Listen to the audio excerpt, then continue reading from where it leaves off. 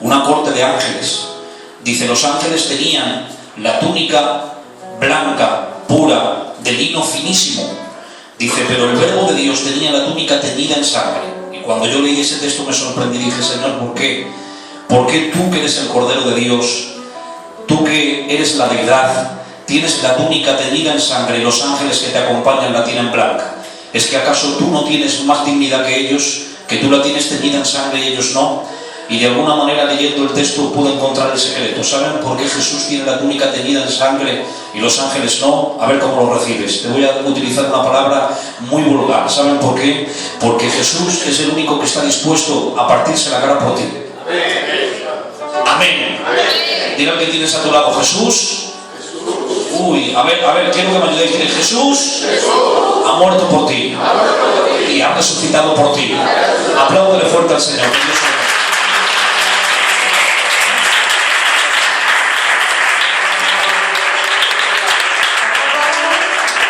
Los que tengan Biblia pueden venir conmigo al Evangelio de Génesis al libro de Génesis capítulo 1, verso 1 en adelante. Y dice la palabra del Señor así. En el principio creó Dios los cielos y la tierra. Y la tierra estaba desordenada y vacía, y las tinieblas estaban sobre la faz del abismo. Y el Espíritu de Dios se movía sobre la faz de las aguas, y dijo Dios, sea la luz, y fue la luz. Y vio Dios que la luz era buena. Amén. Veréis, si yo pudiera ponerle algún título a este sermón que quisiera compartir con vosotros, le titularía Las consecuencias del desorden. Notad que aquí aparece una palabra que luego intentaremos explicarla. Sus raíces originales hebreas tienen dos connotaciones, dos significados. Dice, la tierra estaba desordenada y vacía. Porque yo creo que una vida en desorden trae como resultado una vida vacía. A ver, cuando tu vida camina en orden de la palabra, cuando vives bajo la cobertura del Espíritu Santo, cuando respetas los mandamientos de la Biblia, caminas en orden y la bendición de Dios te acompaña donde quiera que vayas. Yo creo eso. ¿Tú lo crees, sí o no? Los que lo crean levantan la mano al cielo y gritan un amén para Dios. Sin embargo, cuando nuestra Biblia se sale fuera del amparo de la palabra, cuando no respetamos, entre comillas, cuando no nos sometemos a la voluntad de Dios establecida en la palabra y en la Biblia, nuestra vida camina en desorden. Y cuando caminamos en desorden, lógicamente pagamos las consecuencias. De la misma manera que cuando vas en orden, la bendición de Dios te sigue, cuando caminas en el desorden, las consecuencias también se pagan. Pero yo quisiera hacer una introducción breve al libro de Génesis. Y aquí es donde quisiera pararme durante un momento y luego vamos al kit en cuestión. Mirad, la Biblia aquí nos dice, en el principio creó Dios los cielos y la tierra. Veréis, la Biblia es el único libro del universo que afirma la creación. La Biblia es el único libro que existe en el universo que afirma categóricamente cuál es el origen del universo. ¿De dónde viene el Sol, la Luna, las estrellas, los 9 planetas que integran el sistema solar, la vegetación, los animales y los seres humanos? Durante mucho tiempo, durante muchos años y a lo largo de toda la historia, tanto la religión como la filosofía y la ciencia se han preguntado 3 preguntas. ¿Quién somos? ¿De dónde venimos? ¿Y hacia dónde nos dirigimos? Pero yo tengo para ustedes una respuesta. Los filósofos están buscando en la arqueología, en libros de filosofía, están buscando, hermanos míos, a través de los 97 métodos que utiliza la ciencia arqueológica para poder determinar de dónde viene el origen del universo, están intentando responder a los interrogantes de los seres humanos. Pero quiero decirles que aquí tenemos un libro que es antiguo, pero es verdadero. Amén. Y aquí está registrado el origen del universo. ¿Cuántos lo creen? Levanta la mano y di un amén para Dios. Miren ustedes, si ustedes cogen el libro de la religión de los budistas, allí encontrarán información que alimenta la religión de Buda, pero allí no encontrarán registrado el origen del universo. Si ustedes cogen el libro de la religión musulmana, el Corán, allí encontrarán información que alimenta la religión de los musulmanes, pero allí no encontrarán registrado el origen del universo. Si ustedes cogen libros, hermanos míos, de filosofía griega, como libros muy famosos de Platón o de Sócrates, o de aquel filósofo griego muy conocido, Aristóteles, que escribió 14 libros de filosofía y metafísica, que todavía sus ideas están influyendo en muchas universidades contemporáneas de nuestro tiempo.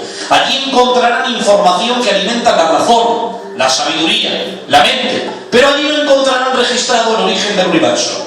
Ustedes se pueden ir a filosofía más contemporánea de esta época, libros como de Carlos Sagan, Friedrich Nietzsche, que fue un filósofo que influyó en Adolfo Hitler para desatar la Segunda Guerra Mundial. En fin, allí encontrarán mucha información, pero allí no encontrarán registrado el origen del universo. Mirad, en el planeta Tierra solamente hay 2 libros que te hablan acerca del origen del universo, de dónde viene todo. 2. 1, la Biblia, que dice que todo lo que existe, la vegetación, los animales, los seres humanos, los 9 planetas que integran el sistema solar, el Sol, la Luna, las estrellas, la Vía Láctea, son el resultado de la mano creadora de Dios. Y yo digo a esto, amén. Amén.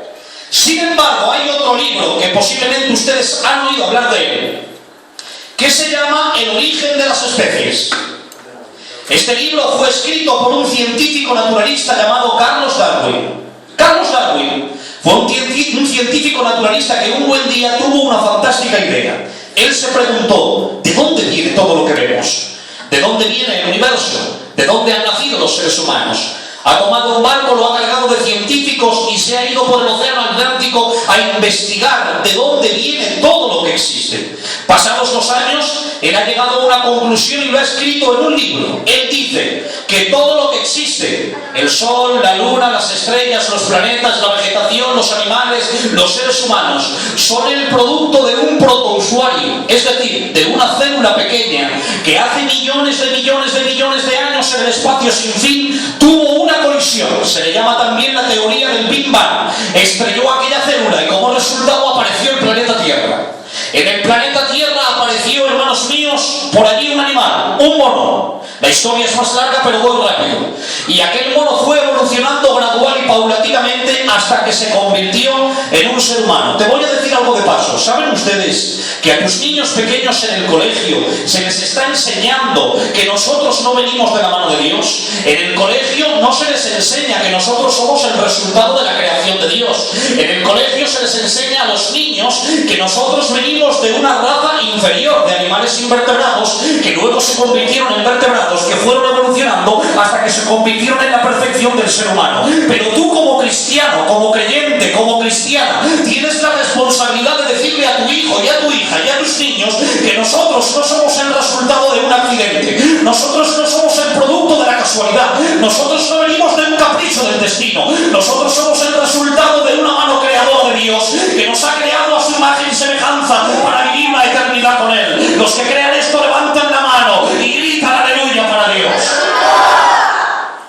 Voy a decir algo de paso. ¿Saben ustedes, cuando te encuentres a alguien que diga ser intelectual y diga que Dios no existe y que cree en la teoría de la evolución de Carlos Darwin, hay algunas pruebas para poder tirar por tierra esta teoría? Te voy a dar 2. ¿Saben ustedes que la teoría de la evolución de Carlos Darwin, de que el ser humano viene de una célula de un animal, no es científica?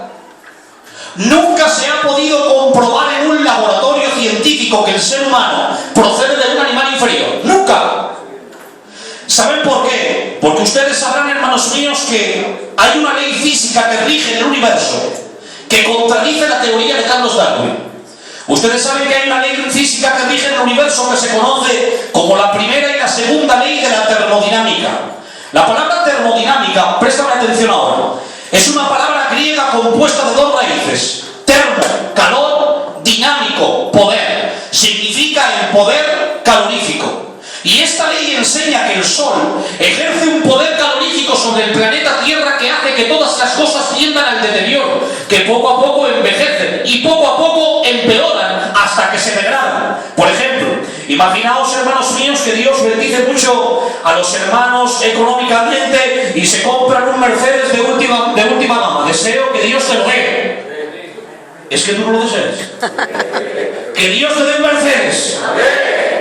Lo has comprado, lo traes a la puerta de la iglesia de la paz. Los hermanos empiezan a abrir las puertas. el coche está flamante, la tapicería intacta, la pintura intacta. Pero cuando pasa el tiempo, la ley de la termodinámica, el sol, ejerce un poder calorífico sobre el coche que hace que poco a poco se deteriore, de tal manera que cuando pasan 6 meses tú jamás dirás, este coche está más nuevo que cuando lo compré. No, porque el sol hace que tienda al deterioro, de tal manera que la pintura pierde color y lo tienes que pintar, de tal manera que empieza a fallar de mecánica y lo tienes que llevar a un taller, de tal manera que las ruedas se empiezan a desgastar y le tienes que cambiar las ruedas. Esto pasa, hermanos míos, también a las hermanas en casa.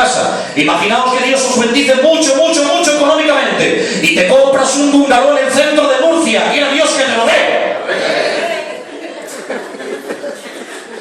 Abres el bungalow, está intacto, las paredes intactas, el suelo recién pulido, las puertas intactas, pero cuando pasa el tiempo, el sol ejerce un poder calorífico sobre ese bungalow que hace que poco a poco se vaya estropeando, se deteriore, de tal manera, hermanos, que el suelo lo tienes que pulir de vez en cuando. La pintura empieza a perder color y hay que darle periódicamente una mano de pintura. Mirad, esto nos pasa incluso a los seres humanos. Hermanos, cuando un niño recién nacido nace, tú le tocas la piel y ¿cómo la tienes? Suave y aterciopelada. Sin embargo, cuando pasa el tiempo, hermanos, lamentablemente voy a romper el sueño de las hermanas que tienen el sueño de ser eternamente jóvenes. Cuando el tiempo pasa y el niño crece, se desarrolla y llega al estado de vejez, empiezan a aparecer las arrugas y te tienes que ir a la farmacia para intentar ocultar aquel sueño que tuviste, que nunca se puede hacer realidad. Evidentemente, ustedes saben que cuando Dios creó al ser humano, aquí en la tapa craneal, hay unas células que contienen el poder genético que tienen de una fuerza tan grande para producir mucho cabello en un espacio corto de tiempo, de tal manera que cuando un niño recién nacido nace lo ves y dices, ay, si en 2 meses le ha crecido una mata de pelo, ¿qué para qué? Sin embargo, cuando pasa el tiempo, esas células empiezan a perder fuerza y a uno ya no se le empieza a crecer el cabello, se le empieza a caer y Dios sabe que no quiero mirar a nadie. ¿Saben por qué? Porque Carlos Darwin en el libro del origen de las especies decía, vamos de menos a más. De una célula vino el planeta Tierra, de un animal vino el ser humano, vamos de menos a más. Pero la misma ciencia contradice la teoría de Darwin y dice, es mentira, no vamos de menos a más, vamos de más a menos. Y esto no solamente lo contradice la ciencia, sino la misma Biblia. San Pablo escribe en Romanos capítulo 8 y verso 22 y dice, y sabemos que la misma creación gime aún con dolores de parto hasta ahora. ¿Saben ustedes por qué la creación gime con dolores de parto? Porque poco a poco el planeta Tierra se desintegra. Poco a poco, hermanos míos, hay un orificio grande en la capa de ozono. Poco a poco el medio ambiente se va contaminando y esto el mundo lo alarma. Pero a nosotros nos trae una gran noticia. Iglesia de la Paz, Cristo se acerca al planeta. Cristo viene a recoger a su pueblo. Cristo viene por la iglesia. Los que crean esto, levantan la mano y gritan amén. Si lo crees, apláudele al Señor, que Dios te bendiga.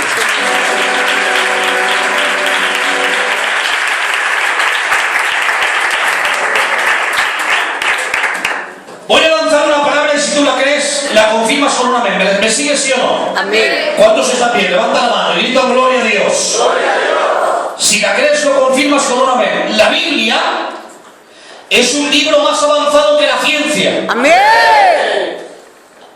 La ciencia descubre lo que existe. La Biblia revela lo que existe antes de que la ciencia lo descubra. Amén. Te voy a poner un ejemplo. Ustedes saben, si hay hábitos me disculpáis, que en el año 1926 hubo un científico que descubrió la televisión. Y en el año 1926, a través del telescopio, hermanos de Galileo se quedó mirando al espacio y se dio cuenta que alrededor del planeta Tierra, del globo terráqueo, hay una energía que los astrónomos la han bautizado con el nombre de espectro electromagnético. Gracias al espectro electromagnético, ese micro puede amplificar mi voz. Gracias, hermanos míos, a la energía que rodea el globo terráqueo, el espectro electromagnético, se puede prender una emisora de radio o un canal de televisión. Y cuando John Brain, este científico, descubre esa energía, coge un satélite y lo manda al espacio. Y aquel satélite, hermanos, sintonizó un canal de televisión. De tal manera que lo que estaba ocurriendo en Elda, que es mi pueblo, se podía ver en Murcia. Aquello fue un gran descubrimiento. Toda la gente empezó a aplaudir a John Brain y dijo, vaya un descubrimiento que has hecho. Has descubierto el televisor. Lo descubrió hace apenas 100 años, en el año 1926. Pero saben ustedes que hace más de 2000 años la Biblia ya profetizaba que la televisión tenía que existir. Está en Apocalipsis capítulo 11. Dice la Biblia que cuando Jesús venga a la tierra y coja la iglesia de la paz y se la lleve arrebatada al cielo, ¡ay, qué pocos! Cuando Jesús venga a la tierra y la iglesia de la paz sea arrebatada al cielo, la Biblia dice que aquí en la tierra habrán 7 años de tribulación y angustia, cual nunca lo hubo ni habrá. Pero dice la Biblia que en aquel tiempo el Señor enviará a 2 testigos que predicarán durante un espacio de tiempo de 1260 días, pasados los cuales, dice la Biblia, la bestia, Satanás, que sube del abismo, hará guerra contra ellos, contra los testigos, y los matará. Pero dice la Biblia, sus cuerpos no los enterrará, sino que los cogerá y los pondrá en la plaza de la gran ciudad, que simbólicamente es Sodoma y Egipto. Y ahora dice la Biblia, y todo pueblo, y toda lengua, y toda tribu, y toda nación verá los cuerpos de los testigos. Y cuando yo leí esto dije, Señor, ¿cómo es posible? Si los cuerpos están en la plaza de Jerusalén, ¿cómo es posible que toda nación vea sus cuerpos? Y me habló Dios y me dijo, estaba profetizado, la televisión tenía que existir. ¡Amén! ¿Saben ustedes, hermanos míos? Dejadme daros algunos datos. Que en el año, hermanos míos, 1530, hubo un científico, Copérnico, que descubrió que la Tierra estaba suspendida en el espacio. Hasta ese momento, hermanos míos, se creía que la Tierra estaba sujetada por 4 columnas y que por eso no se venía abajo. Pero, hermanos, en el año 1530 se quedaron mirando y dijo, ahí va, si la Tierra no la soporta ninguna columna, está suspendida en el espacio. Hace 500 años que se descubrió. Sin embargo, hermanos, dice la Biblia en el libro de Job, hace más de 4000 años decía Job, he aquí, Dios cuelga la tierra sobre nada. ¿Saben ustedes, hermanos míos, que hasta hace muy poquito tiempo Johnny Gregory, en el año 1961, descubrió que la Tierra era redonda? Hasta hace 50 años creían los científicos que la Tierra era cuadrada y que en cada punto cardinal de la Tierra había una columna que la soportaba y por eso no se caía. Pero, hermanos, en el año 1961 Johnny Gregory descubre que la Tierra es redonda y está suspendida en el espacio. Sin embargo, ¿saben ustedes que hace más de 4000 años el profeta Isaías decía, he aquí, Dios se sienta sobre el círculo de la Tierra? ¿Saben ustedes, hermanos, que Alberto Einstein en el siglo XVII o XVIII, no recuerdo bien, descubrió que el ser humano está sujeto a 3 dimensiones: altura, anchura y profundidad? Mira, todo objeto que tú cojas en tu mano es tridimensional. Esta botella es alta, ancha y profunda. Este local es alto, ancho y profundo. Tu casa es alta, ancha y profunda. Y esto lo descubrió Alberto Einstein hace apenas 200 años. Sin embargo, hace más de 2000 años San Pablo ya hablaba de las 3 dimensiones. Y dice Pablo, ¿quién nos separará del amor de Cristo? Ni lo alto, ni lo ancho, ni lo profundo, ni lo presente, ni lo porvenir. Estaba diciendo Pablo, la dimensión del amor de Dios es más grande que la dimensión del planeta Tierra. Por eso déjame decir que Dios te ama, Dios te quiere, Dios apuesta por ti. Los que crean esto levantan la mano y gritan aleluya. La Biblia es un libro más avanzado que la ciencia. Hemos leído un texto que dice, en el principio creó Dios los cielos y la tierra. Sin embargo, en el Evangelio de Juan aparece otro principio antes que este. Dice Juan, en el principio era el Verbo, y el Verbo era con Dios, y el Verbo era Dios. De manera, hermanos, que antes del principio del origen del universo, la Biblia nos enseña que hubo otro principio, cuando nada existía, pero Dios ya estaba. Ay, Dios mío, yo me gozo por esta palabra que te estoy predicando. Escucha bien, a ver cómo recibes esto. Dios es eterno. Y ahora repite conmigo, y yo también. Y yo también. Ahora, ¿alguien de aquí me puede explicar en qué se diferencia la eternidad del tiempo? ¿Qué es el tiempo? ¿Saben ustedes, hermanos, que el tiempo en esencia no existe? ¿El tiempo que es un reloj? No. El reloj calcula y mide las horas del tiempo, pero el tiempo en esencia no existe. ¿Saben ustedes por qué aquí en el planeta Tierra se puede calcular las horas del tiempo? Te lo voy a decir rápidamente. Imaginaos que ustedes saben que la Tierra gira alrededor del Sol en un espacio-tiempo de 365 días. Y hace una rotación alrededor de su eje en un espacio-tiempo de 24 horas. Imaginaos que yo soy el planeta Tierra, pequeño, pero planeta. Y ahora este muro de aquí es el Sol. Y mi frente es Murcia. Como ahora Murcia está de cara al Sol, aquí es de día. Pero como la Tierra gira alrededor de sí misma, llegará un momento cuando le dé la espalda al Sol y entonces en Murcia ya no será de día, será de noche. Imaginaos que cuando la Tierra gira y Murcia le da la espalda al Sol, en ese momento la Tierra se para. Si se parara la Tierra, en Murcia siempre sería de noche, nunca llegaría el día, por tanto, ya no se podría calcular el tiempo. ¿Te das cuenta? El tiempo en esencia no existe. El tiempo existe gracias a que la Tierra gira alrededor de su eje. Te voy a decir algo ahora que es más grande que yo. Escucha bien. ¿Saben ustedes que los científicos no se explican por qué la Tierra gira y gira y gira durante miles de años y nunca se para, Manolo? ¿Saben por qué? Porque hay una ley física que rige el universo que dice que la velocidad de un objeto depende de la fuerza que se le aplica. Te lo explico rápidamente. Ustedes saben que hay una ley en la Tierra que se llama ley de la gravedad. ¿Qué es la ley de la gravedad? La ley de la gravedad enseña que todo objeto que pesa más que el aire es atraído al centro de la Tierra. Es decir, si yo cojo este móvil, como tiene más peso que el aire, yo lo lanzo hacia arriba y la Tierra lo atrae hacia abajo. Sin embargo, yo salgo a la puerta y cojo un globo, lo inflo de aire y lo suelto, y como el globo pesa menos que el aire, va de un pueblo a otro y de Murcia se viene a mi pueblo y no se cae.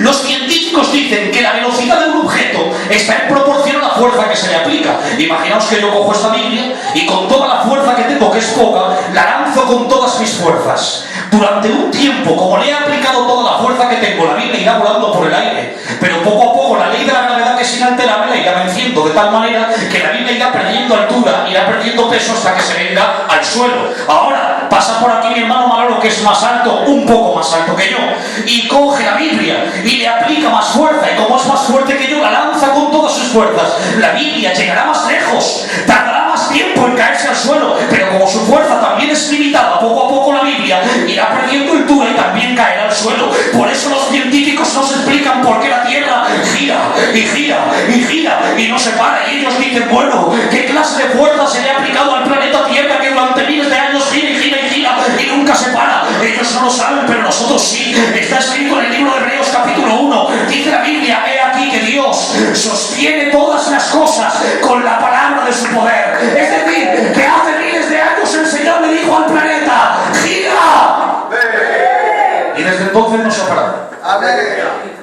Si Dios con una palabra hace que el planeta gire y no se pare, ahí va. Con una palabra puede arreglar tu matrimonio. Con una palabra te puede sacar de la crisis. Con una palabra te sana de la enfermedad. Con una palabra te abre una puerta. ¿Cuántos creen esto? Levantan la mano y gritan aleluya para Dios. Yo creo la Biblia. ¿La crees, sí o no? Repite conmigo, Dios es eterno. Dios es eterno. Y yo también. Dios está fuera del planeta Tierra. La dimensión del tiempo no le afecta. Voy a decir una palabra que es muy grande. El tiempo nos envejece a todos, pero Dios envejece al propio tiempo. El tiempo muere en Él, porque Él es eterno. Ahora, ¿saben ustedes que todos los seres humanos vamos a vivir eternamente? Los inconversos y los cristianos. Cuando un inconverso, hermanos, pierde la vida, la primera muerte es la separación del alma del cuerpo. La muerte nunca implica cesación de la existencia. La muerte implica la separación del alma del cuerpo. Ahora, cuando un inconverso que no conoce a Cristo y ha rechazado el Evangelio muere, no deja de existir. Su cuerpo va a la tierra, su espíritu y su alma a un lugar de tormento, pero no deja de existir. Sigue viviendo en una perdición eterna, se le llama. Sin embargo, cuando un cristiano parte con el Señor, se separa su alma de su cuerpo, pero va a un lugar celestial. ¿Lo creo, sí o no? Ahora, tanto el inconverso como el cristiano no dejan de existir. Siguen viviendo. Mirad, la Biblia nos habla de dos clases de muertes. Hay una muerte que aparece en el libro de Hebreos capítulo 9 que dice, está establecido a los hombres que mueran una sola vez y después de esto el juicio. Si Jesús no viene antes a por la iglesia, lamentablemente por esa muerte todos tenemos que pasar. Es la separación del alma del cuerpo. Pero la Biblia nos habla de una segunda muerte que aparece en Apocalipsis capítulo 20, que dice, y la muerte y el Hades fueron lanzadas al lago de fuego. Y todos los que no se hallaron inscritos en el libro de la vida fueron arrojados al lago de fuego también. Y añade la Biblia diciendo, esta es la muerte segunda. Es decir, la primera muerte es la separación del alma del cuerpo. La segunda muerte es la separación del alma cuando es separada de Dios y arrojada al infierno. Te voy a decir algo y espero que te goces con esto. ¿Saben ustedes que los inconversos viven una vez pero mueren dos veces? ¿Por qué? Porque viven una vez en la tierra, mueren una vez físicamente y mueren una segunda vez cuando son arrojados a un lugar de tormento, excluidos de la presencia de Dios. Pero los cristianos somos al contrario. Los cristianos morimos una vez físicamente pero vivimos dos veces, una en la tierra y otra en el cielo. Dile al que tienes a tu lado, te espero una eternidad con el Señor.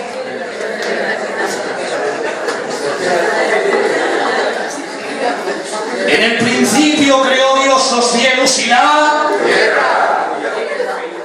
Voy rápido porque no me queda voz, me la dejé ayer allí. Muy rápido. Los cielos, no dice el cielo, habla en plural, los cielos. Bueno, todos ustedes saben que en la Biblia aparecen tres clases de cielos.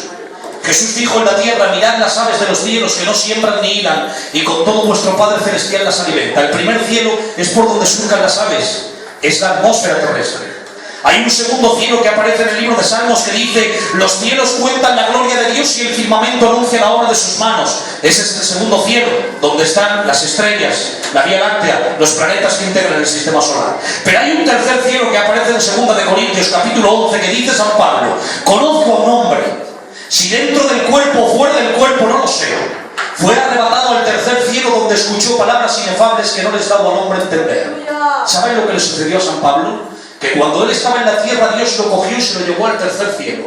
Y vio cosas, y escuchó cosas. Pregunto yo, ¿era San Pablo inteligente, sí o no? ¿Era listo, sí o no?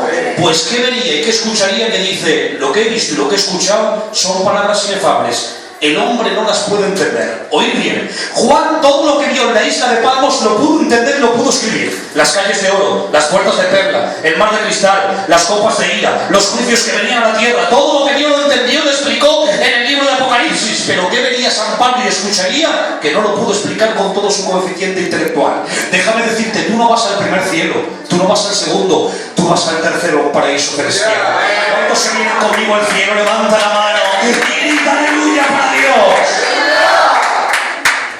En el principio creó Dios los cielos y la tierra. Ahora, si tú te vas al original hebreo, este verso suena así: Génesis, Barak, Elohim.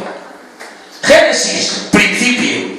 Barak, creó, obra. Elohim es su nombre. Sígueme con atención y mira el orden de prioridades. Aquí Dios estaba revelando un gran secreto de su naturaleza, su humildad. Notad, Génesis, Barak, obra, Elohim es su nombre.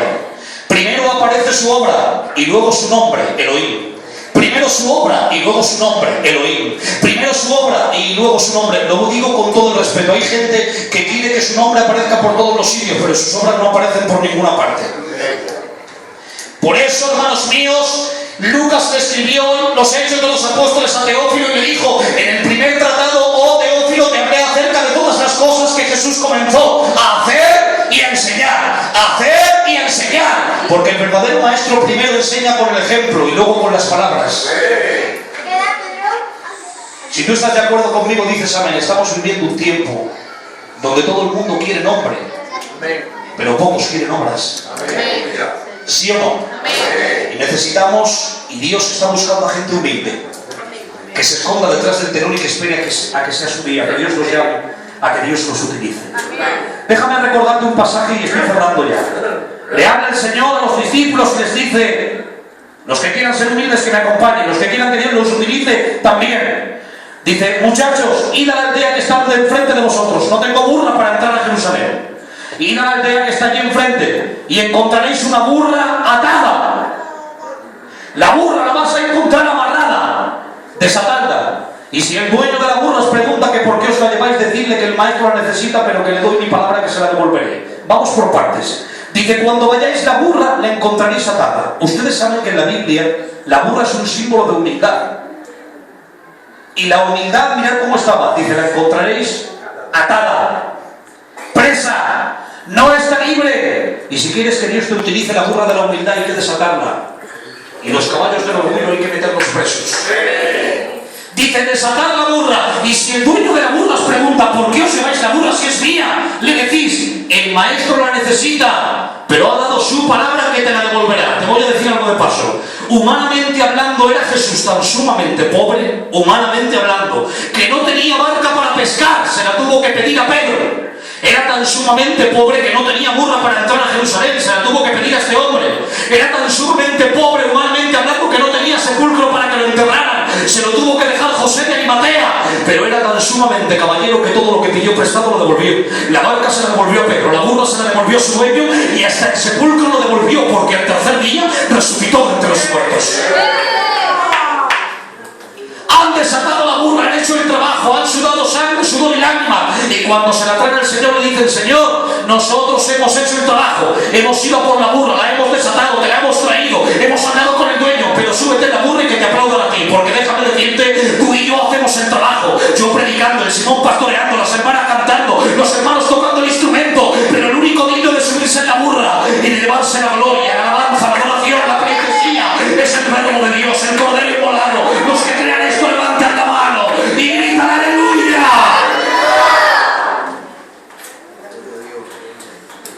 Repite conmigo: desorden, vacío, desorden, vacío. Una vida en desorden produce una vida vacía. Toca un poco con la guitarra, hermano. Voy a cerrar. Aquí la palabra desorden, os digo los dos significados y termino. Significa dos cosas. En el original hebreo significa dos cosas la palabra desorden. Número uno, fuera de lugar. La tierra, había cosas que estaban fuera de sitio. El agua tuvo que ser separada, a lo seco llamó tierra, las aguas mares. ¿Saben por qué este púlpito está en el lugar que le corresponde? Porque está aquí. Si este púlpito estuviera en la puerta no tendría sentido. Fuera de lugar significa desorden. ¿Saben ustedes que la Biblia dice que la iglesia de la paz es un cuerpo? Y cada uno de nosotros miembros de ese cuerpo místico de Cristo. Mirad, yo tengo un hermano con 19 años que cuando él nació, a los 6-7 meses de edad, nosotros jugábamos con él, mis padres, mis hermanos, y se quedaba asfixiado, se quedaba pasado morado. Un buen día mi padre lo coge con mi madre y lo llevan al médico y le dicen: este niño hay que coger una ambulancia rápidamente y llevarlo a Alicante porque se muere. Sin darle ninguna explicación hemos tomado una ambulancia y nos vamos al Hospital General de Alicante. Cuando llegamos allí nos dicen: este niño aquí no se puede intervenir, no lo podemos operar aquí, se tiene que ir a la Fe de Valencia, coger una ambulancia rápidamente y a la Fe de Valencia. Llegamos a la Fe de Valencia. Cuando sale el cirujano que lo va a intervenir, dice mi padre: oiga, ¿qué le pasa a mi niño? Me están diciendo que se muere y no me han dado ninguna explicación. Dice: mira, resulta que los órganos vitales que tenemos aquí en el abdomen, lo digo desde el respeto, todos estos órganos que tenemos en el abdomen se han salido fuera de su lugar. Se le han subido al corazón y le están presionando el pulmón y el corazón. El abdomen no tiene órganos. Se le han subido al corazón y se lo están presionando de tal manera que le falta el oxígeno. No puede respirar. Y le dice el cirujano: voy a abrir, a cerrar y a esperar. Dice mi padre: ¿esperar a qué? Dice: a que se muera, porque de 1000 se salva uno y este no es el que se salva. Pero como Dios confunde la ciencia, tiene 19 años y se va a casar. ¿Saben lo que le estaba provocando la muerte a mi hermano en su cuerpo? Ahí va, un miembro fuera de su lugar. La iglesia es un cuerpo y tú eres un miembro. Cuando cada miembro está en su sitio, la iglesia funciona. Pero cuando un miembro se sale de su lugar y quiere ocupar el terreno que no le corresponde, se puede provocar un desastre aquí. He visto iglesias destrozadas, he pastoreado 3, golpeadas, porque algunos miembros se salen del lugar y quieren ocupar el terreno que no les corresponde. Pero yo digo en esta tarde: el pastor Simón en su lugar como pastor, los ancianos en su lugar, los músicos en su lugar, el coro en su lugar, los jóvenes en su lugar, y la iglesia de la paz a funcionar. A funcionar. Y en segundo lugar significa la palabra desorden, salir de las reglas. Este libro es un libro de reglas. Si te sujetas a ellas, tu vida caminará en orden y la bendición te seguirá donde quiera que vayas. Pero si te las saltas, se pagan las consecuencias. ¿Cuántos maridos casados hay aquí? Hay reglas para ti como marido. Hay una regla en la Biblia que dice: maridos, amad a vuestras mujeres así como Cristo amó a la iglesia. ¿Cómo amó Cristo a la iglesia? Una vez pregunté esto en una iglesia y dice un gitanico que había para allí: con la toma. ¿Cómo la amó? Entregándose por ella. Así dice la Biblia que debes de amar a tu esposo. Hay una regla para los maridos que dice: vosotros maridos, vivid sabiamente con ellas, dando honor a la mujer como vaso más frágil.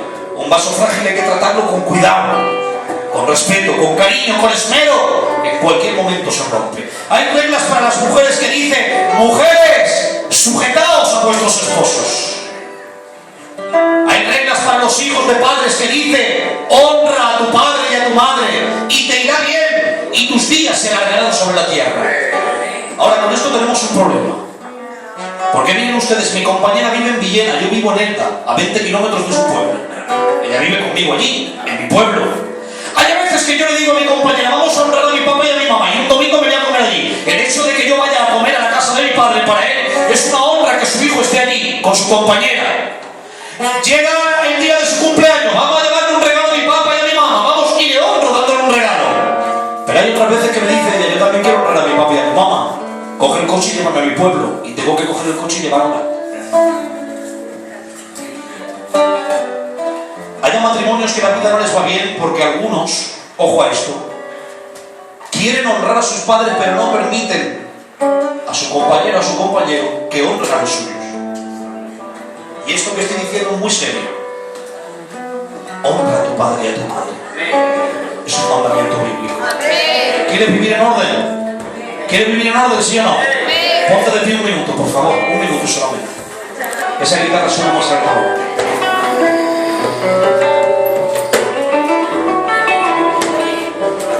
Cierra tus ojos.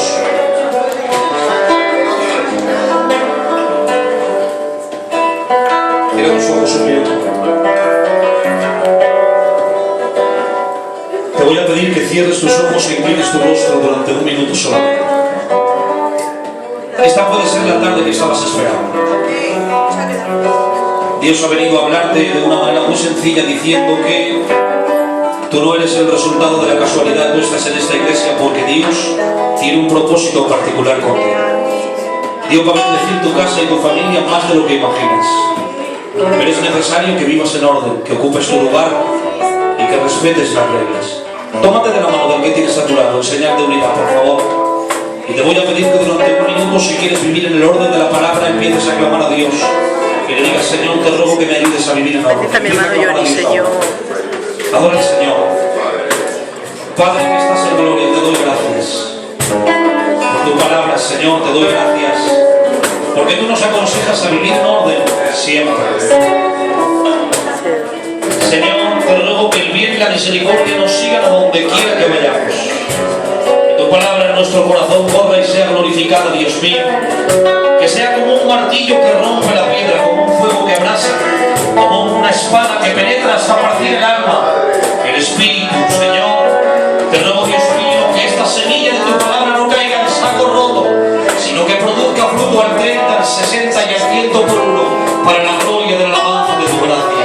Ayúdanos a vivir en orden, Señor, a no salirnos fuera del lugar y respetar las reglas, Señor, porque tú eres un Dios de orden y de bendición, Señor. Gracias por tu palabra y por tu pueblo, en el nombre poderoso de Jesús.